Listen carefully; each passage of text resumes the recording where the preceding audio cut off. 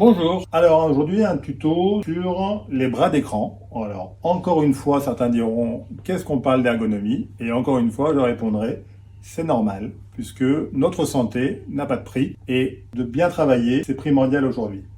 Donc bras d'écran, volontairement j'ai simulé sur ce bureau deux choses, un écran standard qu'on peut acheter chez nous comme ailleurs avec son pied d'écran classique, et on va le voir la différence avec un écran simulé. Comme vous pouvez le voir, ce n'est pas vraiment un écran, mais ça y ressemble. C'est un plexiglas, mais qu'on a fixé sur un bras d'écran pour pouvoir montrer tout l'intérêt du bras d'écran. On va commencer par l'écran classique et vous allez comprendre. Donc on est sur un bureau classique, hauteur 74. J'ai réglé mon siège, je me suis confortablement installé et cela n'a plus de secret pour vous, vous l'avez vu dans nos différents tutos. Et donc je suis avec mon écran totalement standard. Et qu'est-ce qui va se passer quand je travaille? Eh bien mécaniquement, je vais aller vers mon écran, puisque ce dernier est trop bas, et ce qui va engendrer deux choses. D'abord, je décolle mon dos du dossier du fauteuil, et on a vu que ça ne servait à rien, et à ce moment-là, autant ne pas acheter un fauteuil ergonomique.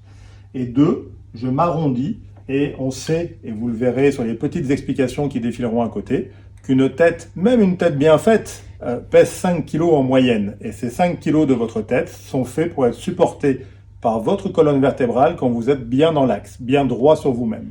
À partir du moment où vous commencez à vous avancer et à avancer votre tête, comme je fais là vers l'écran, vous déportez votre tête de 5 kg de l'axe de votre colonne vertébrale, et le sentiment de poids pour votre colonne vertébrale peut monter jusqu'à 15 kg, voire peut-être même 19. Ce qui fait que, mécaniquement, petit à petit, dans le temps, vous allez vous arrondir, et ça fera le bonheur de kiné et ostéo, puisque vous aurez tout un tas de mots qui vont apparaître au cervical. Donc là, concrètement, mon écran est beaucoup trop bas, donc je vais m'arrondir, et je vais développer un certain nombre de symptômes.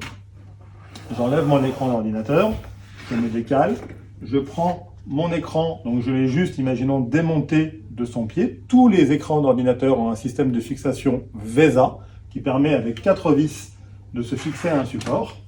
Et là, à partir de là, je peux faire beaucoup de choses d'ailleurs, et je peux même partager facilement mon écran avec des collaborateurs.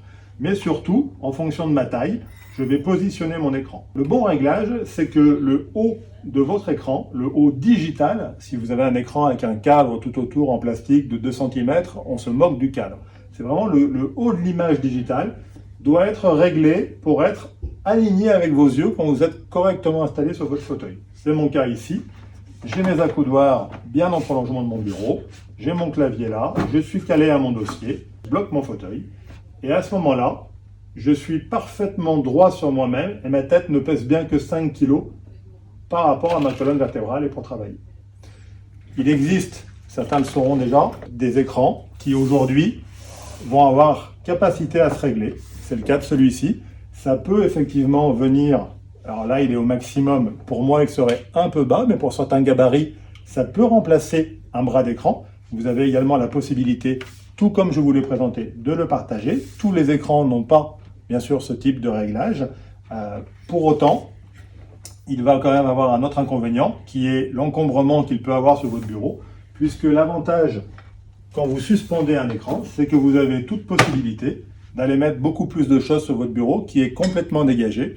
Et ça, c'est une transition pour un prochain tuto où on vous montrera que vous pouvez très bien travailler en toute ergonomie sur un environnement plutôt réduit et que vous n'avez pas forcément d'avoir besoin d'un bureau d'1,80 m. Voilà, écoutez, j'espère que ce tuto vous aura été utile et je vous dis à très bientôt.